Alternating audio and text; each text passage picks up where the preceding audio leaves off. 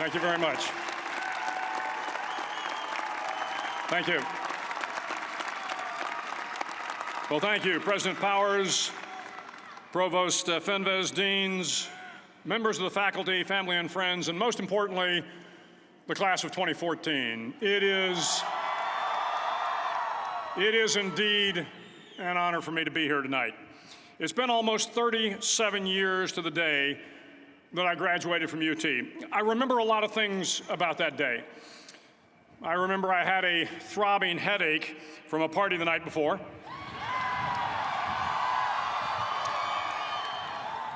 I remember I had a serious girlfriend, who I later married. That's important to remember, by the way. And I remember I was getting commissioned in the Navy that day. But of all the things I remember, I don't have a clue who the commencement speaker was, and I certainly don't remember anything they said. So acknowledging that fact, if I can't make this commencement speech memorable, I will at least try to make it short. So the university's slogan is, what starts here changes the world. Well, I've got to admit, I kind of like it. What starts here changes the world. Tonight, there are almost 8,000 students, or there are more than 8,000 students graduated from UT. So that great paragon of analytical rigor, Ask.com, says that the average American will meet 10,000 people in their lifetime. 10,000 people, that's a lot of folks. But if every one of you changed the lives of just 10 people, and each one of those people changed the lives of another 10 people, and another 10, then in 5 generations, 125 years, the class of 2014 will have changed the lives of 800 million people. 800 million people. Think about it. Over twice the population of the United States. Go one more generation, and you can change the entire population of the world, 8 billion people. If you think it's hard to change the lives of 10 people, change their lives forever, you're wrong. I saw it happen every day in Iraq and Afghanistan. A young Army officer makes a decision to go left instead of right down a road in Baghdad, and the 10 soldiers with him are saved from a close-in ambush. In Kandahar province, Afghanistan, a non-commissioned officer from the female engagement team senses that something isn't right and directs the infantry platoon away from a 500-pound IED, saving the lives of a dozen soldiers. But if you think about it, not only were those soldiers saved by the decisions of one person, but their children were saved, and their children's children. Generations were saved by one decision, one person. But changing the world can happen anywhere, and anyone can do it. So what starts here can indeed change the world. But the question is, what will the world look like after you change it? Well, I'm confident that it will look much, much better. But if you'll humor this old sailor for just a moment, I have a few suggestions that may help you on your way to a better world. And while these lessons were learned during my time in the military, I can assure you that it matters not whether you ever served a day in uniform. It matters not your gender, your ethnic or religious background, your orientation, or your social status. Our struggles in this world are similar, and the lessons to overcome those struggles and to move forward, changing ourselves and changing the world around us, will apply equally to all. I've been a Navy SEAL for 36 years, but it all began when I left UT for basic SEAL training in Coronado, California. Basic SEAL training is 6 months of long, torturous runs in the soft sand, midnight swims in the cold water off San Diego, obstacle courses, unending calisthenics, days without sleep, and always being cold, wet, and miserable. It is 6 months of being constantly harassed by professionally trained warriors who seek to find the weak of mind and body and eliminate them from ever becoming a Navy SEAL. But the training also seeks to find those students who can lead in an environment of constant stress, chaos, failure, and hardships. To me, basic SEAL training was a lifetime of challenges crammed into 6 months. So here are the 10 lessons I learned from basic SEAL training that hopefully will be of value to you as you move forward in life. Every morning in SEAL training, my instructors, who at the time were all Vietnam veterans, would show up in my barracks room, and the first thing they'd do was inspect my bed. If you did it right, the corners would be square, the covers would be pulled tight, the pillow centered just under the headboard, and the extra blanket folded neatly at the foot of the rack. It was a simple task, mundane at best, but every morning we were required to make our bed to perfection. It seemed a little ridiculous at the time, particularly in light of the fact that we were aspiring to be real warriors, tough, battle-hardened SEALs. But the wisdom of this simple act has been proven to me many times over. If you make your bed every morning, you will have accomplished the first task of the day. It will give you a small sense of pride, and it will encourage you to do another task, and another, and another. And by the end of the day, that one task completed will have turned into many tasks completed. Making your bed will also reinforce the fact that the little things in life matter. If you can't do the little things right, you'll never be able to do the big things right. And if by chance you have a miserable day, you will come home to a bed that is made, that you made. And a made bed gives you encouragement that tomorrow will be better. So if you want to change the world, start off by making your bed. During SEAL training, the students are all broken down into boat crews. Each crew is 7 students, 3 on each side of a small rubber boat, and 1 coxswain to help guide the dinghy. Every day, your boat crew forms up on the beach and is instructed to get through the surf zone and paddle several miles down the coast.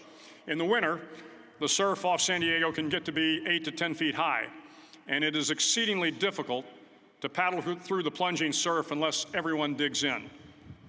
Every paddle must be synchronized to the stroke count of the coxswain.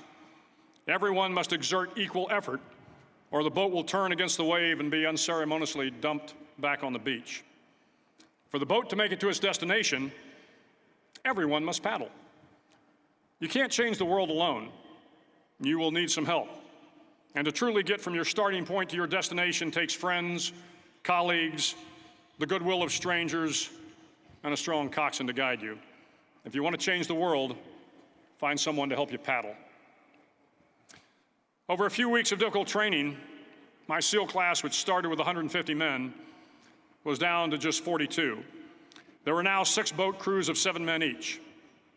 I was in the boat with the tall guys, but the best boat crew we had was made up of the little guys, the Munchkin crew, we called them. No one was over 5'5". The Munchkin boat crew had 1 American Indian, 1 African American, 1 Polish American, 1 Greek American, 1 Italian American, and 2 tough kids from the Midwest. They out-paddled, outran, and outswam all the other boat crews. The big men in the other boat crews would always make good-natured fun of the tiny little flippers the Munchkins put on their tiny little feet prior to every swim. But somehow these little guys from every corner of the nation and the world always had the last laugh, swimming faster than everyone and reaching the shore long before the rest of us. SEAL training was a great equalizer. Nothing mattered but your will to succeed, not your color, not your ethnic background, not your education, not your social status. If you want to change the world, measure a person by the size of their heart, not by the size of their flippers. Several times a week, the instructors would line up the class and do a uniform inspection. It was exceptionally thorough. Your hat had to be perfectly starched, your uniform immaculately pressed, your belt buckle shiny and void of any smudges. But it seemed that no matter how much effort you put into starching your hat or pressing your uniform or polishing your belt buckle, it just wasn't good enough. The instructors would find something wrong. For failing the uniform inspection, the student had to run, fully clothed, into the surf zone, then wet from head to toe, roll around on the beach until every part of your body was covered with sand. The effect was known as a sugar cookie. You stayed in the uniform the rest of the day, cold, wet, and sandy. There were many a student who just couldn't accept the fact that all their efforts were in vain, that no matter how hard they tried to get the uniform right, it went unappreciated. Those students didn't make it through training. Those students didn't understand the purpose of the drill. You were never going to succeed. You were never going to have a perfect uniform. The instructors weren't going to allow it. Sometimes, no matter how well you prepare or how well you perform, you still end up as a sugar cookie. It's just the way life is sometimes. If you want to change the world, get over being a sugar cookie and keep moving forward. Every day during training, you were challenged with multiple physical events: long runs, long swims, obstacle courses, hours of calisthenics, something designed to test your mettle. Every event had standards, times you had to meet. If you failed to meet those times, those standards, your name was posted on a list, and at the end of the day, those on the list were invited to a circus. A circus was 2 hours of additional calisthenics, designed to wear you down, to break your spirit, to force you to quit. No one wanted a circus. A circus meant that for that day, you didn't measure up. A circus meant more fatigue, and more fatigue meant that the following day would be more difficult, and more circuses were likely. But at some time during SEAL training, everyone made the circus list. But an interesting thing happened to those who were constantly on the list. Over time, those students who did 2 hours of extra calisthenics got stronger and stronger. The pain of the circuses built inner strength and physical resiliency. Life is filled with circuses. You will fail. You will likely fail often. It will be painful. It will be discouraging. At times, it will test you to your very core. But if you want to change the world, don't be afraid of the circuses. At least twice a week, the trainees were required to run the obstacle course. The obstacle course contained 25 obstacles, including a 10-foot wall, a 30-foot cargo net, a barbed wire crawl, to name a few. But the most challenging obstacle was the slide for life. It had a 3-level, 30-foot tower at one end and a 1-level tower at the other. In between was a 200-foot-long rope. You had to climb the 3-tiered tower, and once at the top, you grabbed the rope, swung underneath the rope, and pulled yourself hand over hand until you got to the other end. The record for the obstacle course had stood for years when my class began in 1977. The record seemed unbeatable until one day a student decided to go down the slide for life head first. Instead of swinging his body underneath the rope and inching his way down, he bravely mounted the top of the rope and thrust himself forward. It was a dangerous move, seemingly foolish and fraught with risk. Failure could mean injury and being dropped from the course. Without hesitation, the student slid down the rope perilously fast. Instead of several minutes, it only took him half that time. And by the end of the course, he had broken the record. If you want to change the world, sometimes you have to slide down the obstacles head first. During the land warfare phase of training, the students are flown out to San Clemente Island, which lies off the coast of San Diego. The waters off San Clemente are a breeding ground for the great white sharks. To pass SEAL training, there are a series of long swims that must be completed. One is the night swim. Before the swim, the instructors joyfully brief the students on all the species of sharks that inhabit the waters off San Clemente.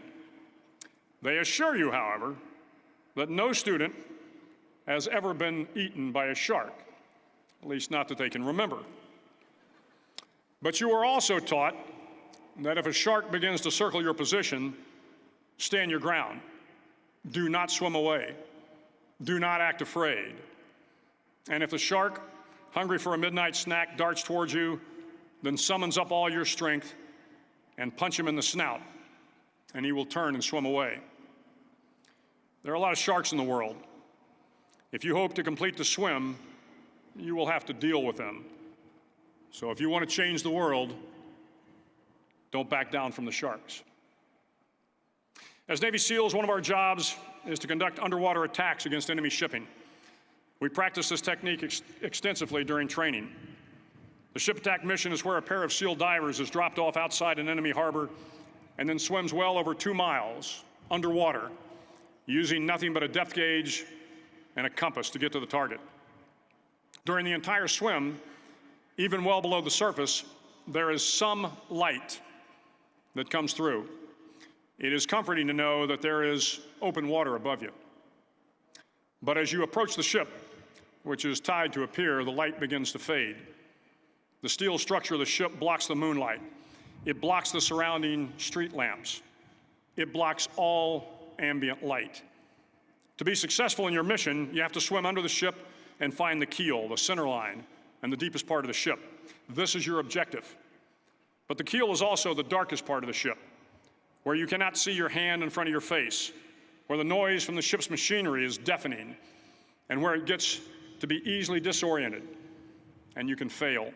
Every SEAL knows that under the keel, at that darkest moment of the mission, is a time when you need to be calm, when you must be calm, when you must be composed, when all your tactical skills, your physical power, and your inner strength must be brought to bear. If you want to change the world, you must be your very best in the darkest moments. The 9th week of training is referred to as Hell Week.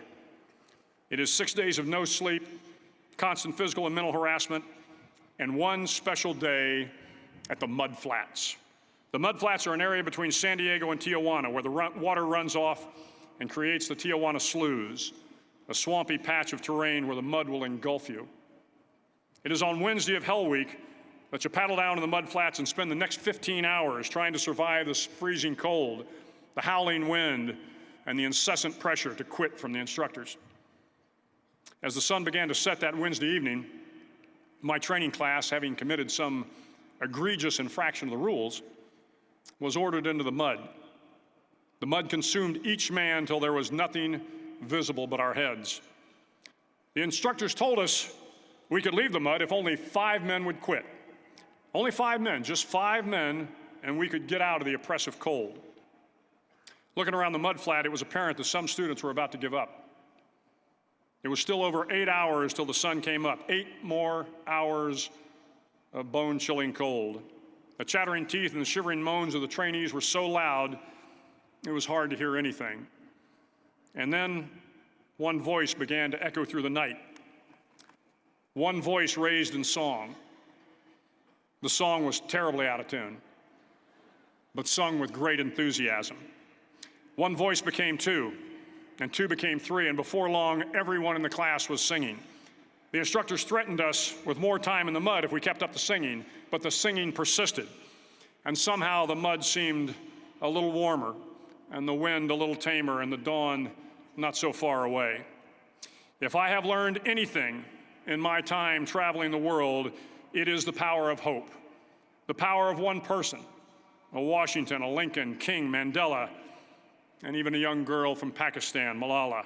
One person can change the world by giving people hope. So if you want to change the world, start singing when you're up to your neck in mud. Finally, in SEAL training, there's a bell. A brass bell that hangs in the center of the compound for all the students to see. All you have to do to quit is ring the bell. Ring the bell, and you no longer have to wake up at 5 o'clock. Ring the bell, and you no longer have to be in the freezing cold swims. Ring the bell, and you no longer have to do the runs, the obstacle course, the PT, and you no longer have to endure the hardships of training. All you have to do is ring the bell to get out. If you want to change the world, don't ever, ever ring the bell. To the class of 2014, you are moments away from graduating, moments away from beginning your journey through life, moments away from starting to change the world for the better. It will not be easy, but you are the class of 2014, the class that can affect the lives of 800 million people in the next century. Start each day with a task completed. Find someone to help you through life. Respect everyone. Know that life is not fair and that you will fail often. But if you take some risks, step up when the times are the toughest, face down the bullies, lift up the downtrodden, and never, ever give up. If you do these things, the next generation and the generations that follow will live in a world far better than the one we have today. And what started here will indeed have changed the world for the better. Thank you very much. Hook 'em horns.